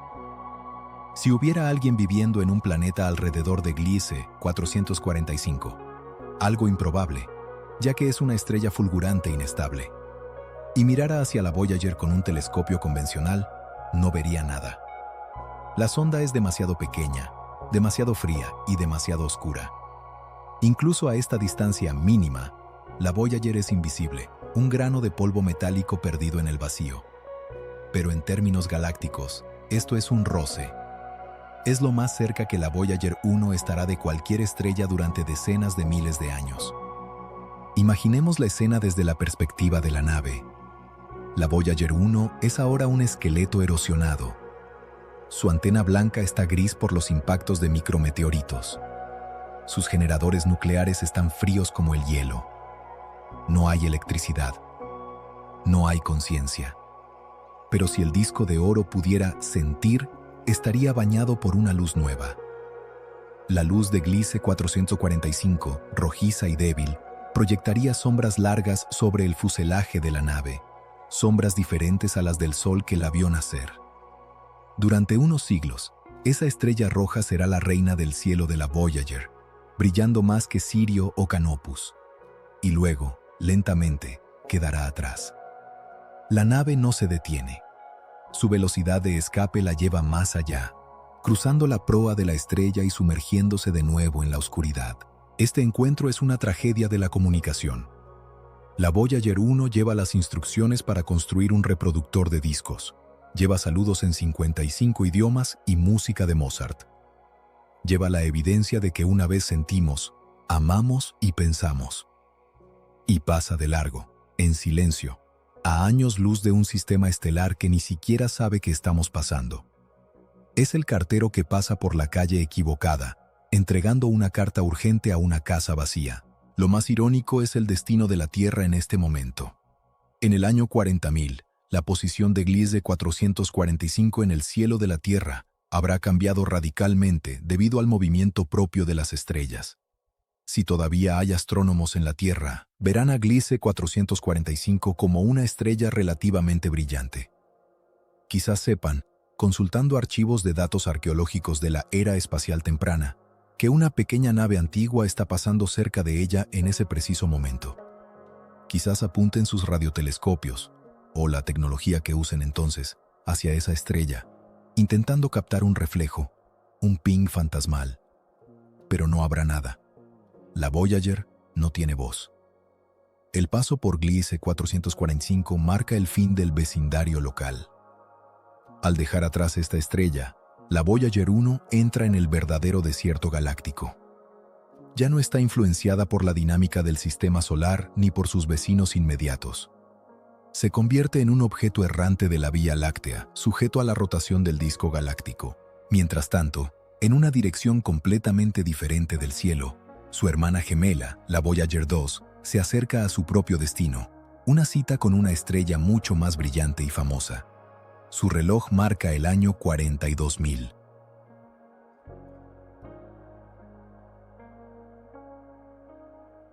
Mientras la Voyager 1 se desvanece en la oscuridad de la constelación de la Jirafa, debemos cambiar nuestra mirada hacia el sur galáctico. Allí viaja la Voyager 2. Es la hermana lenta, la exploradora exhaustiva que nos regaló Urano y Neptuno, y que ahora sigue una trayectoria descendente, alejándose del plano de los planetas hacia las profundidades de la constelación de Andrómeda. Su reloj marca el año 42.000 después de Cristo. Si la Voyager 1 es una flecha rápida, la Voyager 2 es una piedra lanzada con un ángulo diferente. Viaja un poco más despacio, a unos 15 kilómetros por segundo, pero su destino es igual de grandioso. Y en este punto del futuro remoto, la Voyager 2 protagoniza una de las ironías orbitales más fascinantes de la astronomía. La sonda se acerca a su primer hito estelar, la estrella Ross 248, también conocida como HH Andromedae. Al igual que el encuentro de su hermana, este es un sobrevuelo distante. La nave pasará a unos 1.7 años luz de la estrella. Pero lo que hace especial a este encuentro no es solo la distancia, sino la identidad de la estrella. Ross 248 es una enana roja inquieta y fulgurante. Pero lo curioso es que, en el año 42.000, Ross 248 no será una estrella cualquiera en el cielo de la Tierra. Debido al movimiento propio de las estrellas en la galaxia, Ross 248 se está precipitando hacia nosotros. De hecho, alrededor del año 33.000, esta pequeña estrella roja habrá superado a Próxima Centauri para convertirse en la estrella más cercana a nuestro Sol. Piénsalo un momento. La Voyager 2 ha viajado durante 40 milenios hacia el exterior, solo para cruzarse con una estrella que venía corriendo hacia el interior para visitarnos. Es un saludo entre dos viajeros que van en direcciones opuestas por la misma autopista galáctica. La Voyager 2 se está cruzando con el nuevo vecino de al lado de la Tierra justo cuando éste alcanza su punto de máxima aproximación al sistema solar. Si los instrumentos de la Voyager 2 estuvieran vivos, verían a Ross 248 brillando intensamente en la oscuridad, una brasa roja que crece y luego se encoge. Pero la nave está muerta. Sus cámaras de Vidicón, que una vez capturaron las tormentas azules de Neptuno y los géiseres de Tritón, ahora son lentes ciegas bombardeadas por partículas de alta energía. Sin embargo, hay una belleza melancólica en este silencio. La Voyager 2 lleva su propia copia del disco de oro. En sus surcos de cobre, idénticos a los de la Voyager 1, viajan los mismos saludos, la misma música, las mismas fotos, pero viajan por un camino diferente. Es nuestra estrategia de redundancia cósmica. Hemos enviado dos copias de nuestra memoria en direcciones divergentes para maximizar las probabilidades, aunque sean infinitesimales, de que alguien lo encuentre. Al pasar cerca de Ross 248, la Voyager 2 experimenta un tirón gravitatorio minúsculo, imperceptible. La estrella curva ligeramente la trayectoria de la sonda, alterando su destino final en la galaxia. Es el último empujón gravitatorio significativo que recibirá en eones. Después de este encuentro, Ross 248 comenzará a alejarse tanto de la sonda como de la Tierra, retrocediendo hacia la profundidad del espacio. La Voyager 2 se quedará sola de nuevo. La breve época de los encuentros estelares de los años 40.000 llega a su fin. Ambas naves han pasado sus primeros hitos. Han dejado atrás las estrellas de referencia. Ahora, el verdadero abismo se abre. El viaje de 40.000 años ha sido solo el calentamiento. El objetivo del título de nuestro documental, la marca de los 90.000 años, se acerca. Es el momento en que las naves dejarán de ser objetos que escapan del Sol para convertirse en algo mucho más permanente. El reloj del universo, indiferente y monótono, sigue avanzando. Los milenios se apilan unos sobre otros como capas de sedimentos en un cañón geológico. Hemos dejado atrás el año 40.000, el año 50.000, el año 70.000. Y finalmente, llegamos a la cifra que da título a nuestra odisea, el año 90.000 después de Cristo. Es un punto en el tiempo tan remoto que la mente humana lucha por encontrarle un anclaje. 90.000 años es el doble de tiempo que ha transcurrido desde que nuestra especie desarrolló el comportamiento moderno, el arte y el lenguaje complejo. Es un abismo temporal que borra civilizaciones enteras no solo de la memoria, sino de la evidencia arqueológica superficial. Y es aquí, en este preciso instante de la cronología cósmica, donde las sondas Voyager alcanzan su verdadera mayoría de edad. Es el momento de la emancipación gravitatoria. Durante todo este tiempo, a pesar de haber cruzado la heliopausa en el siglo XXI y de haber navegado a través de la oscuridad de la nube de Oort durante 30 milenios, las naves han seguido siendo, técnicamente, prisioneras del Sol. La gravedad es una fuerza traicionera. Es la más débil de las fuerzas fundamentales, pero tiene un alcance infinito. Disminuye con el cuadrado de la distancia, pero nunca llega a cero. Durante 90.000 años, la masa de nuestra estrella madre ha estado tirando de las Voyager, un hilo invisible y elástico que se estira a través de años luz, intentando frenar su huida, intentando curvar su trayectoria, intentando reclamar a sus hijos pródigos. Ha sido una lucha silenciosa entre la inercia cinética que ganamos robando energía a Júpiter y Saturno, y la gravedad incesante de la estrella que nos creó. Pero en el año 90.000, esa lucha termina. Las naves cruzan el umbral matemático conocido como la esfera de Hill, efectiva del Sol en relación con el núcleo galáctico. A esta distancia, que supera los 2 años luz, la atracción gravitatoria del Sol se vuelve tan tenue, tan infinitesimalmente débil, que finalmente es superada por la marea galáctica. La gravedad combinada de los cientos de miles de millones de estrellas que forman el disco de la Vía Láctea, junto con la materia oscura que impregna el halo galáctico, toma el control. El Sol suelta la correa. El hilo se rompe. Este es un cambio ontológico profundo. Hasta este momento, las Voyager eran objetos del sistema solar en una trayectoria de escape hiperbólica. A partir de ahora, son objetos puramente galácticos. Ya no orbitan al Sol, ni siquiera en una hipérbola abierta. Ahora orbitan el centro de la Vía Láctea, el agujero negro supermasivo Sagitario A, uniéndose a la danza de las estrellas como miembros de pleno derecho. Han dejado de ser sondas para convertirse en estrellas artificiales oscuras y frías. Imaginemos la vista desde la Voyager 1 en este momento de liberación. Si un observador fantasmal pudiera sentarse en el chasis congelado de la nave y mirar hacia atrás, hacia el lugar de donde vino, se enfrentaría a una visión desoladora y confusa.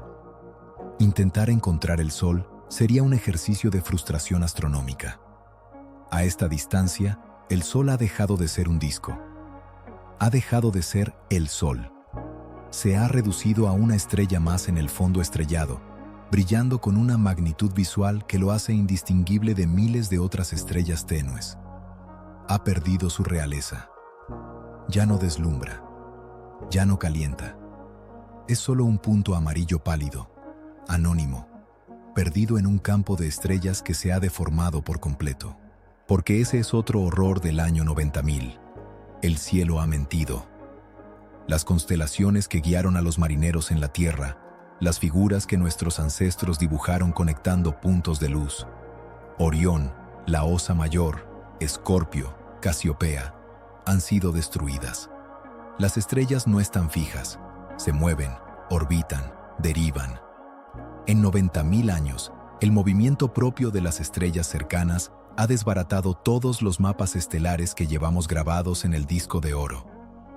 Si algún alienígena encontrara la nave ahora y tratara de usar el mapa de púlsares grabado en la cubierta para localizar la Tierra, tendría que realizar cálculos astrométricos complejos para rebobinar la galaxia y entender de dónde vino este objeto. El mapa se ha vuelto obsoleto. La dirección a casa ya no existe en el cielo visual. Físicamente, la nave en el año 90.000 es un espectro. La temperatura de su núcleo ha descendido hasta equilibrarse casi perfectamente con el fondo cósmico de microondas. Está a unos pocos grados por encima del cero absoluto. Los generadores de radioisótopos, RTG, que una vez fueron el corazón caliente y palpitante de la máquina, son ahora bloques de material inerte, cementerios de isótopos donde el plutonio se ha transformado casi por completo en plomo y otros subproductos estables. No hay calor, no hay vibración. Los electrones han dejado de fluir hace eones. La erosión ha cobrado un precio terrible. Después de 90.000 años de navegar a 17 kilómetros por segundo a través del medio interestelar, la nave ha sido sometida a un bombardeo continuo de partículas de polvo. Las mantas térmicas doradas, esas láminas finas de Mylar y Kapton que le daban su apariencia brillante y espacial, probablemente han sido destrozadas, desmenuzadas en confeti cósmico o vaporizadas por millones de microimpactos. El esqueleto de aluminio subyacente está expuesto, gris, picado, sin brillo, como un hueso antiguo encontrado en el desierto. La gran antena parabólica, tan vital para su propósito original, podría estar perforada como un colador, sus superficies lisas convertidas en un paisaje lunar de cráteres microscópicos. Sin embargo, en medio de esta ruina, el disco de oro resiste. Su posición protegida y su cubierta de aluminio han desviado lo peor de la erosión. Aunque la tapa exterior esté marcada y rayada, el sello hermético probablemente aguanta. Dentro, en la oscuridad seca y fría, los surcos del disco de cobre conservan su integridad física. La información está allí. La risa grabada sigue allí. La onda cerebral de Andruyan enamorada sigue allí. Pero ahora, esa información está más aislada que nunca. Al romper el lazo gravitatorio con el Sol, el disco ha dejado de ser un mensaje de la Tierra para convertirse en un mensaje sobre la Tierra. Ha dejado de ser una carta enviada por nosotros y se ha convertido en un testamento flotante. Hay una soledad en este hito que supera cualquier experiencia humana. En la Tierra la soledad siempre es relativa. Siempre estás en un planeta lleno de vida. Incluso en el desierto más vacío, hay bacterias en la arena, hay satélites en el cielo. Aquí, la soledad es absoluta. La Voyager 1 y la Voyager 2, que alcanza este punto poco después, son los únicos objetos de materia condensada y ordenada en años luz a la redonda. Son anomalías de baja entropía en un universo de alta entropía. Son cristales de orden e intención flotando en un océano de caos y vacío. Y mientras cruzan esta frontera invisible del año 90.000, la divergencia temporal con la Tierra se vuelve crítica. En nuestro planeta, 90.000 años es tiempo suficiente para que ocurra una supererupción volcánica, para que un asteroide mediano impacte, o para que la humanidad evolucione hacia una nueva especie o se extinga por completo. Es muy posible que, en el momento en que la Voyager se libera finalmente de la gravedad del Sol, ya no quede nadie en el sistema solar que recuerde haberla lanzado. Podríamos haber desaparecido, o podríamos haber trascendido la biología y vivir en nubes de computación alrededor de la estrella. En cualquier caso, el vínculo se ha roto. La nave ya no nos pertenece. Ahora pertenece a la Vía Láctea. Ha comenzado su gran órbita, una vuelta al centro de la galaxia que durará 250 millones de años. El viaje de 90.000 años fue solo la maniobra de salida del puerto. Ahora, la nave ha entrado en las corrientes profundas del océano galáctico, y su destino es viajar para siempre, o hasta que la materia misma se deshaga. Una vez que las Voyager rompen las cadenas gravitatorias del Sol en el año 90.000, su estatus en el universo cambia fundamentalmente. Dejan de ser sondas espaciales, un término que implica una misión, un origen y un destino controlado. Dejan de ser emisarios de la Tierra. En términos de mecánica celeste, se gradúan. Se convierten en estrellas artificiales. Es cierto que son estrellas frías, oscuras y de masa despreciable. No fusionan hidrógeno y no brillan. Pero desde el punto de vista de la física orbital, ahora obedecen exactamente a las mismas leyes que rigen a Betelgeuse, a Rigel o al propio Sol. Son cuerpos independientes en caída libre alrededor del centro de masa de la Vía Láctea. Han ingresado en la Gran Rueda. Para comprender la magnitud de esta nueva fase, debemos ampliar nuestra escala temporal hasta romperla. Hasta ahora hemos hablado de miles de años, pero el año galáctico, el tiempo que tarda el Sol, y ahora las Voyager, en dar una vuelta completa alrededor del agujero negro supermasivo Sagitario A, es de aproximadamente 225 a 250 millones de años terrestres. Pensemos en eso. La última vez que el sistema solar estuvo en esta posición de su órbita galáctica, los dinosaurios apenas estaban comenzando a evolucionar en el Triásico.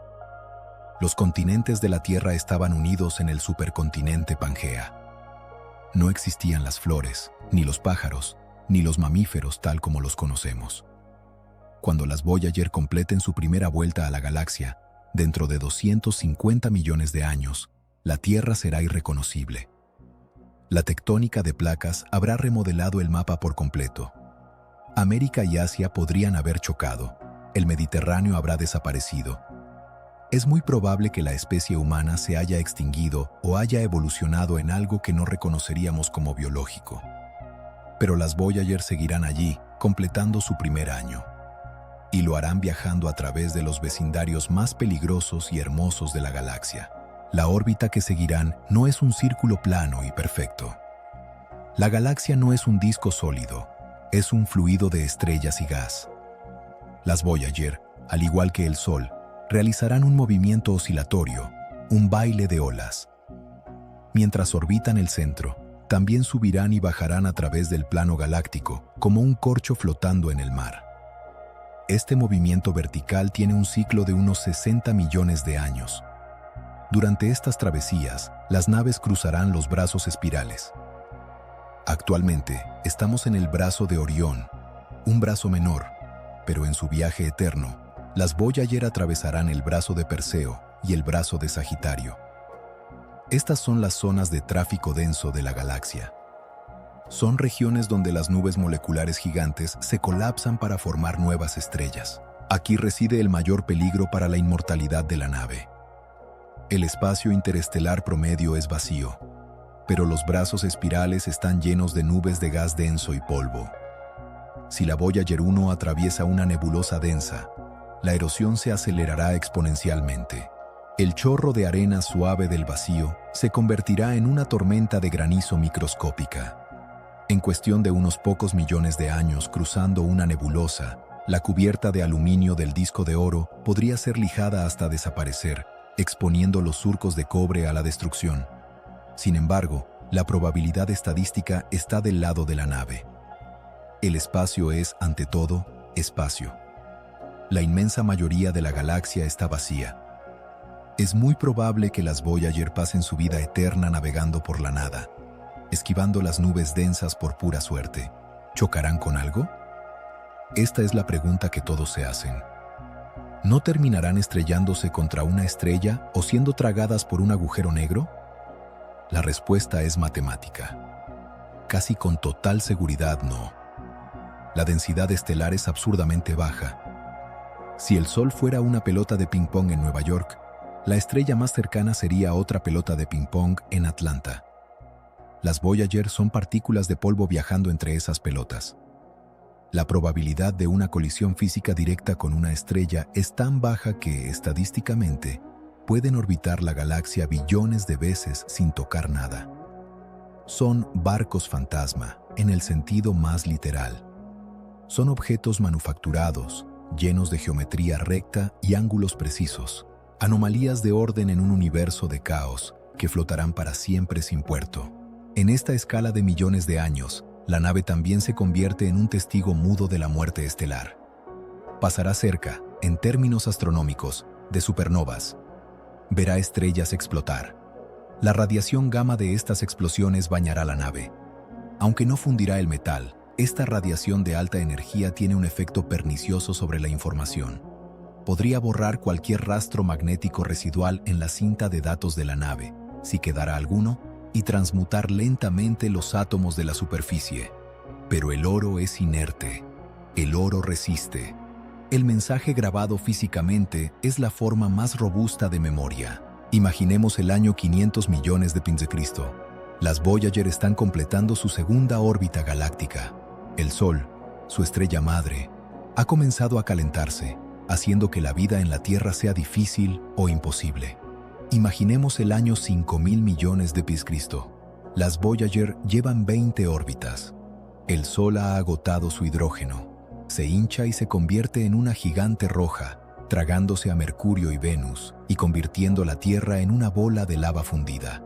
Todo lo que la humanidad fue, todas nuestras ciudades, nuestros huesos, nuestros libros, nuestras montañas, es vaporizado y devuelto al cosmos. En ese momento, cuando la Tierra deje de existir físicamente, las sondas Voyager se convertirán en algo sagrado.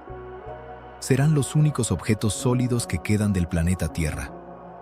Toda la evidencia de que existimos, de que Miguel Ángel esculpió el David, de que Armstrong caminó en la Luna, de que tú amaste a alguien, toda esa evidencia habrá desaparecido en el fuego solar, excepto por 2 discos de cobre bañados en oro, adheridos a 2 esqueletos de aluminio, que viajan fríos y seguros en el vacío exterior, lejos, muy lejos de la pira funeraria del sistema solar.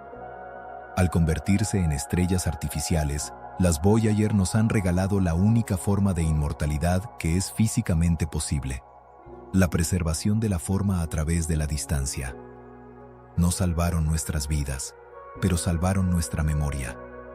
Y mientras la Vía Láctea siga girando, ellas seguirán girando con ella, llevando los sonidos de un mundo muerto en una ronda eterna. Hemos hablado de la soledad, del frío y de la oscuridad. Pero hay un enemigo más insidioso que acecha a la Voyager en las escalas de tiempo geológicas: la lluvia invisible. Aunque el espacio parece vacío, está atravesado constantemente por rayos cósmicos galácticos, GCR. No son rayos de luz, son balas subatómicas. Son protones y núcleos de átomos pesados, hierro, silicio, que viajan al 99% de la velocidad de la luz, acelerados por explosiones de supernovas que ocurrieron hace millones de años al otro lado de la galaxia. Para una nave viva, estos rayos son ruido en los circuitos o un peligro de cáncer para un astronauta. Pero para una nave muerta que viaja durante cientos de millones de años, estos rayos son escultores, son agentes de transmutación. Imagina el disco de oro. Ha sido diseñado para durar. El cobre es robusto, el baño de oro es inerte, no reacciona químicamente con nada. Pero la física cuántica nos dice que nada es verdaderamente eterno. Cuando un rayo cósmico de alta energía golpea un átomo de oro en la superficie del disco, no solo rebota, puede golpear el núcleo del átomo con tanta violencia que lo rompe. Este proceso se llama espalación, spallation. El átomo de oro deja de ser oro. Se convierte en isótopos de otros elementos más ligeros. Es una erosión a nivel atómico. Gota a gota, átomo a átomo, la estructura cristalina del metal se degrada. No es un proceso rápido. Ocurre a una velocidad que hace que el crecimiento de una montaña parezca un parpadeo. Pero tenemos todo el tiempo del mundo. A lo largo de 1.000 millones de años, esta lluvia cósmica difuminará la nitidez de los surcos del disco. Sin embargo, el mayor peligro para el mensaje no es la transmutación, sino la erosión mecánica de la cubierta. Recordemos que el disco está protegido por una tapa de aluminio. En esa tapa están grabadas las instrucciones: el mapa de púlsares que indica dónde está la Tierra, el diagrama de cómo colocar la aguja y el diagrama del átomo de hidrógeno que sirve como llave de tiempo. Esos grabados son poco profundos. Los modelos físicos estiman que el polvo interestelar erosiona el aluminio a una tasa de aproximadamente 1 micrómetro, una milésima de milímetro, cada cierto número de millones de años, dependiendo de la densidad del medio interestelar local. Parece poco, pero los diagramas grabados no son profundos. Llegará un día, quizás dentro de 2000 millones de años, en que el último rasguño del diagrama del átomo de hidrógeno se borre. La tapa de aluminio quedará lisa, pulida y muda. El manual de instrucciones habrá desaparecido. Si alguien encuentra la nave después de ese punto, se enfrentará a un enigma total. Verán un disco dorado dentro, pero no sabrán cómo tocarlo. No sabrán a qué velocidad girarlo. No sabrán que las señales de video están ahí. ¿Es este el fin del mensaje? Curiosamente, no. Aquí radica la genialidad de la tecnología analógica que eligió Carl Sagan. Si hubiéramos enviado un CD o un disco duro, un solo rayo cósmico que golpeara el bit equivocado en el sector de arranque corrompería todo el archivo. Los datos digitales son todo o nada. Son frágiles. Pero el disco de oro es analógico. Es físico. Incluso si la superficie está picada, incluso si el ruido de fondo aumenta, la información sigue ahí. Es como un disco de vinilo viejo y rayado que encuentras en un sótano. La música suena con chasquidos y saltos, pero todavía puedes reconocer la melodía de Beethoven. Todavía puedes escuchar la voz humana. La redundancia es nuestra salvación. El disco contiene 115 imágenes. Si la erosión destruye la mitad, todavía quedan 57. Si destruye el 90%, todavía quedan 11. Y quizás, solo una imagen sea suficiente para transmitir la idea principal.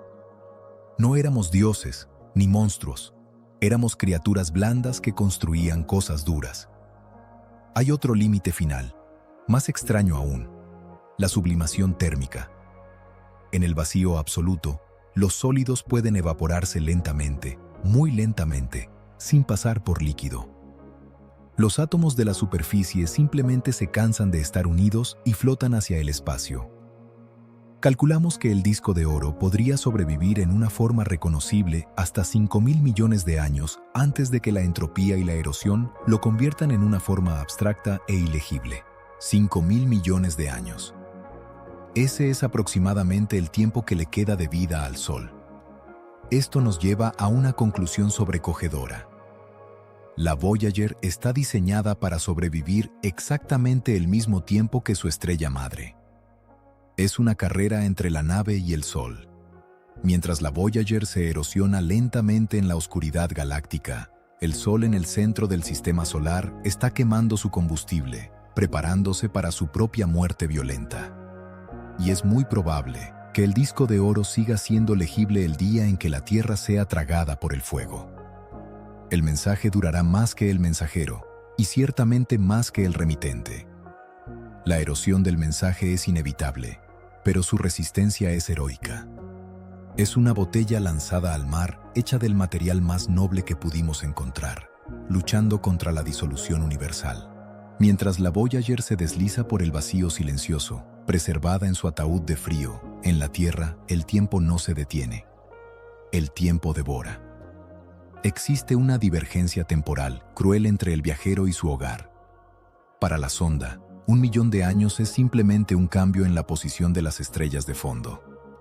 Para la Tierra, 1 millón de años es suficiente para borrar y reescribir la superficie del mundo. Si pudiéramos poner una cámara de lapso de tiempo en la Tierra y acelerar la película mientras la Voyager completa su primera órbita galáctica, 250 millones de años, veríamos una violencia geológica asombrosa. Primero, veríamos desaparecer nuestra civilización. No importa cuán optimistas seamos. Ninguna estructura humana dura tiempos geológicos. El hormigón se desmorona en milenios. El plástico se degrada. El acero se oxida. Si los humanos desaparecen o se van, en 100.000 años, las únicas pruebas visibles de que estuvimos aquí serán extrañas concentraciones de isótopos radiactivos en el suelo y quizás las bases de granito del monte Rushmore, erosionadas pero reconocibles. La Voyager, intacta en el espacio, ya es más joven que las ruinas de sus creadores. Luego, veríamos moverse a los continentes. La tectónica de placas es el motor incansable de la Tierra. África seguirá empujando hacia el norte, cerrando el estrecho de Gibraltar. El mar Mediterráneo se evaporará, convirtiéndose en una cuenca de sal gigante y luego en una cadena montañosa de picos blancos que rivalizará con el Himalaya. Las Américas se alejarán de Europa y África, ensanchando el Atlántico, hasta que eventualmente el ciclo se invierta y los continentes vuelvan a chocar para formar un nuevo supercontinente, Pangea Próxima. El mapa que grabamos en el disco de oro, con sus continentes reconocibles, se convertirá en una mentira geográfica. La dirección a casa ya no apuntará a un lugar que exista. La vida también cambiará.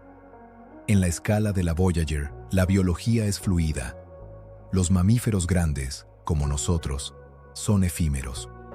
Nuevas especies surgirán de los escombros de las extinciones masivas. Quizás la inteligencia surja de nuevo en otra forma, o quizás la Tierra regrese a ser un paraíso de bacterias y plantas simples. La nave lleva grabada la estructura del ADN humano, una receta para hornear un ser que quizás ya no tenga ingredientes disponibles en el planeta de origen.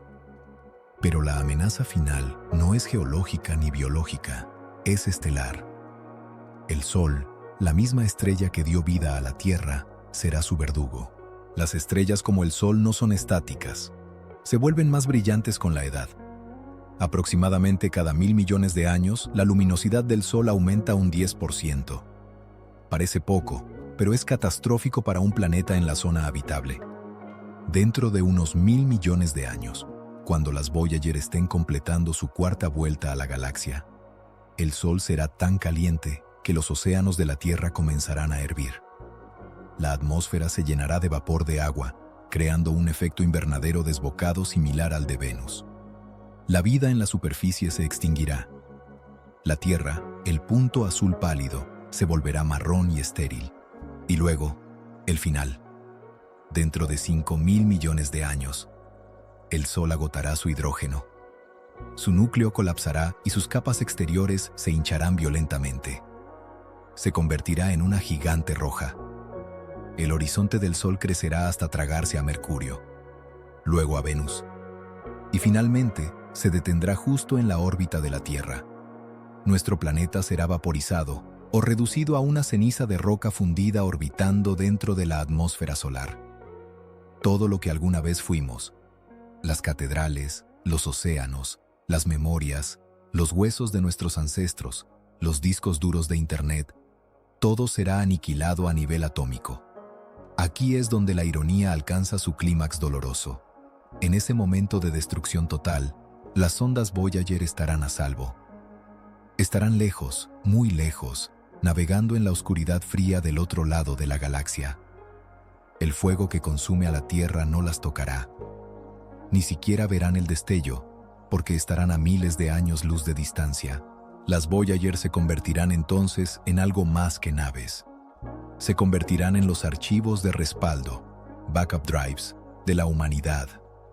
Serán los únicos lugares en todo el universo donde existe evidencia de que la Tierra alguna vez tuvo música, de que alguna vez hubo ballenas, de que alguna vez hubo un niño que dijo, hola.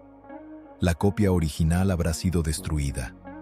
La copia de seguridad, grabada en cobre y oro, seguirá volando. Al escapar del Sol, las Voyager engañaron a la muerte. Lograron lo que ninguna religión ni tecnología pudo prometer en la Tierra, la verdadera vida eterna física.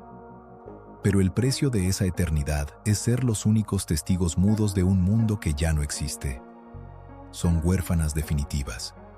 Mientras el Sol muere y se encoge para convertirse en una enana blanca, un cadáver estelar que se enfriará lentamente, las Voyager seguirán orbitando el centro de la galaxia, ajenas a la tragedia, llevando su carga preciosa a través de la noche infinita. La historia de las Voyager no es una historia sobre ingeniería aeroespacial. Al final, después de quitar las capas de metal, los isótopos radiactivos y las antenas parabólicas, nos damos cuenta de que es una historia sobre el miedo más antiguo y profundo de la humanidad. el miedo a ser olvidados. Desde que pintamos las primeras manos en las cuevas de Sulawesi hace 40.000 años, hemos estado gritando, «Estuve aquí». Hemos construido pirámides, escrito sinfonías y erigido estatuas con la esperanza desesperada de que algo de nosotros sobreviva a nuestra propia mortalidad. Las Voyager son la culminación tecnológica de ese grito primitivo. Son las pinturas rupestres más caras y lejanas jamás creadas. Son nuestro intento final de tallar nuestro nombre en la corteza del universo antes de que las luces se apaguen. A menudo nos preguntamos, ¿encontrará alguien el disco de oro? Si somos honestos, brutalmente honestos con las matemáticas, la respuesta es casi seguramente no. El espacio es demasiado vasto. La galaxia es un pajar de 100.000 años luz de diámetro, y la Voyager es una aguja más pequeña que un átomo. La probabilidad de que una civilización alienígena se tropiece con ella por accidente es estadísticamente indistinguible de cero. La nave está condenada a vagar en el anonimato, un secreto no descubierto, una botella que nunca llegará a ninguna playa. Y sin embargo, el valor de la misión no reside en la recepción del mensaje, sino en el envío. El acto de lanzar la Voyager fue un acto de amor propio como especie. Fue el momento en que la humanidad se miró al espejo y decidió que merecía ser salvada. Decidimos que nuestra música, desde Bach hasta Chuck Berry, valía la pena. Decidimos que el sonido del beso de una madre y el crujido del viento y el rugido de los volcanes eran sonidos sagrados que el universo no debería perder. Al construir estas naves, declaramos que la existencia humana, con toda su brevedad y violencia, tuvo significado. Ahora, las naves son libres. Han superado todas las expectativas. Han sobrevivido a sus creadores. Han salido de la burbuja del Sol. Se han convertido en ciudadanas de la Vía Láctea.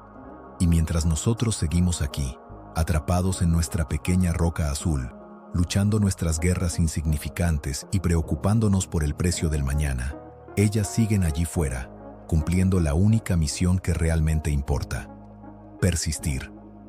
Dentro de 1.000 millones de años, cuando el silencio haya caído sobre la Tierra, cuando nuestras ciudades sean polvo y nuestras palabras se hayan perdido en el viento solar, habrá 2 puntos de metal brillante girando en la oscuridad. Y en el corazón de esos puntos, protegido por el oro, habrá un registro. Allí, congelada en el tiempo, una mujer seguirá enamorándose para siempre. Un niño seguirá diciendo «hola». Una orquesta seguirá tocando para un auditorio vacío. Las Voyager son la prueba de que, una vez, fuimos capaces de tocar las estrellas. Son la prueba de que no nos rendimos ante la inmensidad. Son el legado eterno de una especie curiosa, valiente y solitaria, que se atrevió a lanzar una botella al océano cósmico, no para que alguien la leyera, sino para demostrarse a sí misma que el océano no podía ahogarla. Buen viaje, Voyager. Sigue volando hacia la noche.